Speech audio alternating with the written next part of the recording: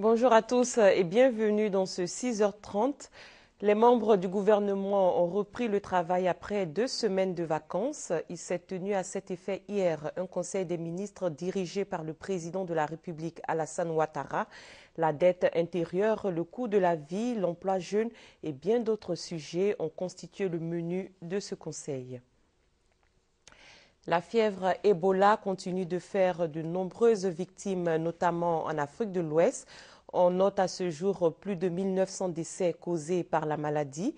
Médecins sans frontières tire la sonnette d'alarme et dénonce la faiblesse de la riposte internationale. La BAD, la Banque africaine de développement, vient de signer son retour définitif en Côte d'Ivoire. L'institution avait été délocalisée à Tunis en 2003. Comment ce retour a-t-il été possible? Quelles sont ses grandes articulations? On en parle dans ce reportage signé Jean-Jacques Kwame. Cela fait 11 ans que la Banque africaine est obligée, par la crise, de quitter la Côte d'Ivoire.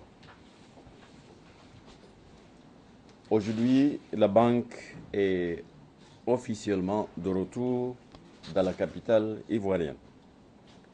Son siège depuis 1964. Un siège que la Banque africaine de développement BAD a quitté en février 2003 pour être délocalisé à Tunis, en Tunisie. La raison, l'insécurité due à une crise armée déclenchée en septembre 2002. Le président de la BAD était le Marocain Omar Kabadj. Il part de l'institution en 2005 et est remplacé par le Rwandais Donald Kaberuka. 7 ans après le départ de la BAD, la Côte d'Ivoire accueille les 45e assemblées annuelles. L'événement se déroule à Abidjan du 24 au 28 mai 2010. La crise ivoirienne a déjà pris fin. Devant le succès de l'organisation, les autorités ivoiriennes demandent le retour de l'institution. Le Rwandais Donald Kaberuka entame son 2e mandat à la tête de la BAD. 30 mai 2013, à Marrakech au Maroc, les conseils des gouverneurs de la Banque africaine de développement et du Fonds africain de développement décident lors de leurs réunions annuelles du retour de la BAD à son siège à Abidjan. Cette décision fait suite à l'approbation de la feuille de route préparée par la direction de l'institution pour le retour de la BAD à son siège. En effet, c'est au cours des réunions annuelles tenues à Arusha, en Tanzanie, en 2012, que le chef de l'État, Alassane Ouattara, a fait un plaidoyer pour le retour de l'institution en Côte d'Ivoire. L'appel a été entendu car, au cours de ces assises, les conseils des gouverneurs ont instruit la direction de la BAD de préparer une feuille de route pour un retour ordonné et planifié de l'institution à son siège. En donnant son aval à la feuille de route à Tokyo, au Japon, en octobre 2012, le comité consultatif des gouverneurs a recommandé son approbation par le conseil des gouverneurs, ouvrant ainsi la voie du retour de la BAD à son siège. 9 octobre 2013, les autorités ivoiriennes remettent officiellement les clés de l'immeuble CCIA à la BAD après plusieurs mois de travaux de réhabilitation financés par l'État de Côte d'Ivoire. 17 mars 2014, à la faveur d'Africa CO, un forum qui se tient à Genève en Suisse, Donald Kaberuka déclare devant le monde de la finance le retour de l'institution à Abidjan avant la fin de l'année. Et le 19 août 2014, à Abidjan, au cours d'une conférence de presse, Donald Kaberuka annonce le retour de la BAD en Côte d'Ivoire après 11 ans et 5 mois de délocalisation en Tunisie. La quinzaine de la solidarité a débuté le 25 août et va prendre fin le 12 septembre prochain. Pour marquer cette période, le ministère de la Solidarité, de la Famille, de la Femme et de l'Enfant a initié une rencontre. La conférence s'est tenue à l'université Félix Houphouët-Boigny de Cocody. Thème choisi, rôle et place des mécanismes traditionnels de solidarité dans notre société. Ami Sissoko, Laetitia Mangli. La société ivoirienne a plus que besoin de solidarité. Pour renforcer la cohésion entre les composantes de cette société, le ministère de la Solidarité, de la Famille, de la Femme et de l'Enfant veut promouvoir notamment les alliances interethniques et les rites initiatiques. Une conférence donc autour du thème « Rôle et place des mécanismes traditionnels de solidarité dans notre société ». Il existe dans nos sociétés africaines des mécanismes de solidarité. Certains sont de type religieux, les initiations par exemple. Certains sont de type économique, les formes d'entraide, Notre culture et nos civilisations contiennent des mécanismes de règlement des conflits et qu'il ne faut pas les oublier. Pour le conférencier, le professeur François Kwakunguessan, la notion de solidarité est aussi un processus d'entraide et de partage. Des valeurs que les participants ne comptent pas perdre de vue. Je suis sénoufo par mariage. Je suis donc de Bonérier-Dogo. Si je ne me préoccupe que de l'Abidjan et que je ne me préoccupe pas de Bonérier-Dogo, que me diront mes frères un jour? Qu'as-tu fait pour nous et la réussite de notre pays? La réussite pas aujourd'hui, pour nos enfants, petits-enfants, arrière-petits-enfants. C'est la solidarité qui nous permettra d'y arriver. Il faut aujourd'hui que chacun prenne conscience que la solidarité, c'est moi, c'est toi, mais c'est nous tous. Chacun doit pouvoir regarder son voisin, son frère. Chacun doit pouvoir aider même un inconnu qui est dans le besoin. Face à la mondialisation, le respect et la promotion des valeurs traditionnelles de solidarité deviennent une nécessité en vue de l'unité nationale. Le ministère de l'Éducation nationale et de l'enseignement technique prépare activement la rentrée scolaire prévue le 15 septembre prochain. Il a organisé à Grand-Bassam un séminaire, une rencontre pour présenter son plan d'action prioritaire au titre de l'année 2014-2015. Conné par Gassoro, Serge Gongomin. Pendant 2 jours, les directeurs centraux, les chefs des services rattachés, les directeurs régionaux et départementaux doivent se pencher sur l'environnement moral de l'école. Il s'agit pour les différents acteurs du système éducatif d'apporter des réponses à toutes les formes de nuisances aux alentours des écoles, mais aussi à la fraude et à la tricherie. Pour la ministre Kandia Kamara, ce séminaire doit permettre de cibler les actions prioritaires pour l'exercice 2014-2015. Aujourd'hui, il nous appartient de croiser nos regards sur ce que nous attendons des directions régionales et départementales pour réaliser les objectifs visés par les actions concrètes que nous aurons jugées prioritaires pour l'exercice 2014-2015. Occasion pour la ministre de féliciter et d'encourager l'ensemble des acteurs du système éducatif pour les efforts fournis au compte de l'année scolaire 2013-2014. Les directeurs centraux, régionaux et départementaux entendent accompagner les actions du ministère de l'Éducation nationale et de l'enseignement technique. L'Éducation nationale a entamé avec Madame le ministre une ascension très qualitative. Ce rythme-là doit être maintenu en renforçant le fond et la qualité du séminaire qui prépare véritablement la rentrée scolaire. Nous avons comme option à l'Éducation nationale l'excellence. Nous pensons que cette année, les efforts seront encore poursuivis pour encore améliorer le système éducatif. Le ministère de l'Éducation nationale et de l'enseignement technique invite tous les parents d'élèves et partenaires de l'Éducation nationale à respecter la date de la rentrée scolaire prévue pour le 15 septembre prochain. Mardi dernier, les inscriptions à la maternelle et au CP1, cours préparatoire première année, ont débuté. Ces inscriptions sont gratuites et vont prendre fin le 12 septembre prochain. Sont concernés les enfants âgés de 3 à 5 ans pour la maternelle et de 6 à 9 ans pour le CP1. Que dire de l'affluence ce mercredi, deuxième jour des inscriptions? Des éléments de réponse avec Moussa Konaté et Laetitia Mangli.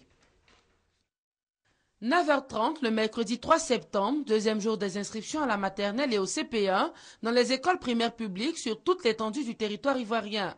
À Cocody et Pépé Château, les parents d'élèves traînent encore les pas. L'école n'a enregistré pour l'heure qu'une vingtaine d'inscrits.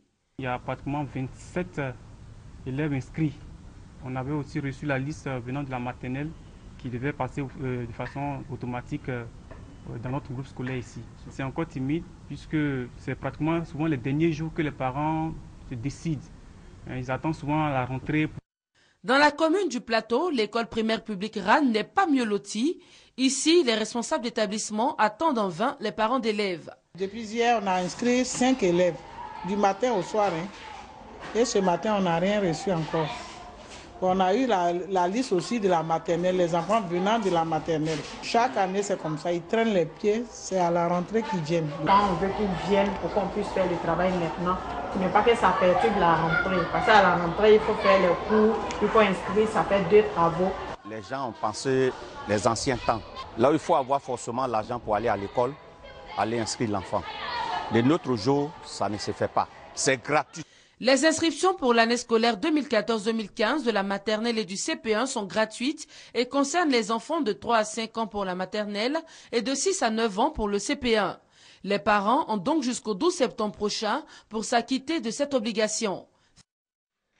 Intéressons-nous à une forme d'arnaque des individus promettant des places aux différents concours d'accès à la fonction publique envoient des SMS aux populations. Cet acte est dénoncé par les responsables du ministère de la fonction publique et de la réforme administrative. Ils mettent en garde ces individus et demandent plus de vigilance de la part de la population. Un site web est mis à la disposition du public pour toutes les informations utiles. Connaît par Gassoro, Abou Sanogo. Neveu, envoie-moi vite tes dossiers. J'ai pu obtenir maintenant des places au trésor, à l'INFAS, aux impôts, à la douane, à la SICTA, à la police. Fais vite. Appelle Madame Touré pour payer tes frais d'inscription rapidement. Signé M. Soro Prosper. Des SMS reçus par de nombreuses personnes dans le district d'Abidjan. J'en ai reçu une fois, qui parlait d'un concours à la fonction publique. Et ce message disait qu'il y avait 80 places. Ils ont donné un numéro, on a appelé le numéro, effectivement le numéro ne marchait pas. On a vu que c'était une arnaque. L'arnaque, un fléau qui prend de plus en plus de l'ampleur.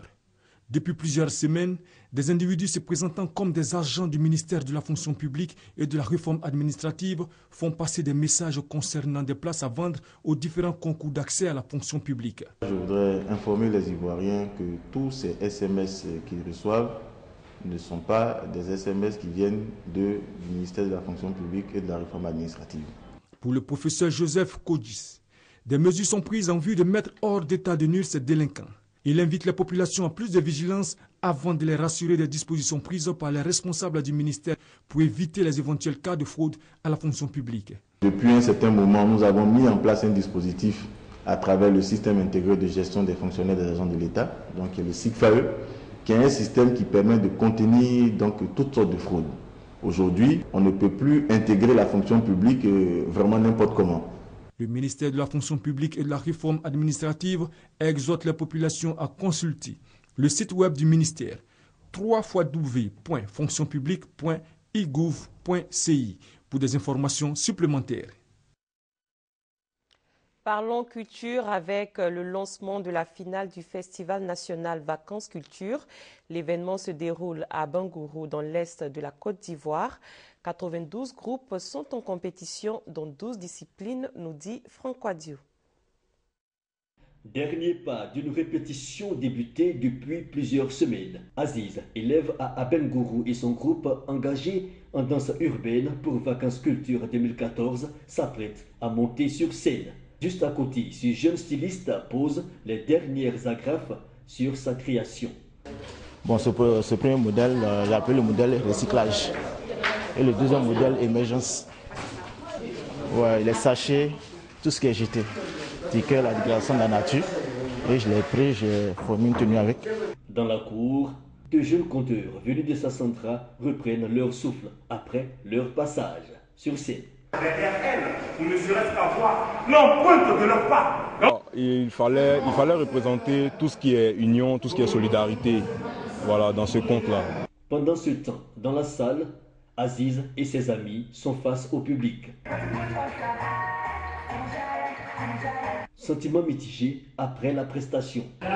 On visait la première place, mais avec ce que les gens sont venus nous dire de suite là, déjà il y a eu un peu le moral un peu cassé. Défilé de stylistes, contes et théâtre, danse traditionnelle au menu ce jour.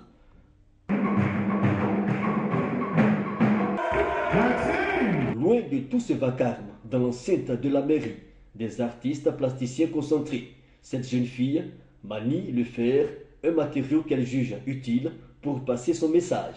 Je trouve que ça sort un peu de l'ordinaire. On a tout le temps l'habitude de voir des personnages habillés ou en plâtre ou en ciment. Et donc c'est pour sortir un peu de l'ordinaire que je travaille avec le fer. Ils sont 17 artistes, sculpteurs et peintres engagés pour le volet art plastique de Vacances Culture 2014. Le festival réunit à Abengourou 496 jeunes. Il prend fin le 6 septembre prochain. En football, la Côte d'Ivoire va affronter le 6 septembre prochain la Sierra Leone. Ce sera dans le cadre des éliminatoires de la CAN 2015. L'entraîneur des éléphants, Hervé Renard, et ses poulains ont eu hier après-midi leur première séance d'entraînement. C'était au stade Félix Houphouët-Boigny. Anne-Marie Nguesson, Eliane Tapé. Pour ce premier entraînement au stade Félix Houphouët-Boigny, Hervé Renard avait tout son monde. Divisé en deux groupes, anciens et nouveaux joueurs ont notamment travaillé les mécanismes d'attaque et de défense au cours d'un match après les ateliers. Franck Kessié, Ouattara Ousmane, Eric Thiebi, Dalo Gadji et Roger Claver-Assalé, qui intègrent la sélection pour la première fois, ont eu l'occasion de s'exprimer sur le terrain et en dehors. Avec les aînés et les devanciers, ça va, il y a l'ambiance, il y a la convivialité et puis il nous permet de nous exprimer le plus correctement possible. Pas d'appréhension et bon état d'esprit des joueurs pour ce match contre la Sierra Leone qui intervient après le mondial brésilien et le premier sous l'ère Hervé Renard. Le plus important pour nous, c'est de prendre les 3 points et l'objectif pour nous, c'est de se qualifier pour la prochaine CAN. D'abord, on sera très concentré, mais on va essayer de rester serein pour aborder au plus mieux ce match-là. Il faut essayer de bien se préparer, essayer de trouver les bonnes combinaisons parce que voilà, c'est un nouveau staff qui est là, c'est pas évident maintenant. J'espère qu'on va reprendre présence samedi. Pour l'entraîneur des éléphants, le plus important est de remporter ce match face à la Sierra Leone. Donner satisfaction au public qui a été un petit peu déçu après cette Coupe du Monde, donc de suite remettre les choses au point pour montrer que cette équipe est capable de rebondir. C'est ce samedi 6 septembre que les éléphants de Côte d'Ivoire affrontent la Sierra Leone dans le cadre de la première journée du groupe D des éliminatoires de la CAN 2015. Fin de ce premier point de l'actualité. Merci de l'avoir suivi. Très bon début de journée à tous et à toutes.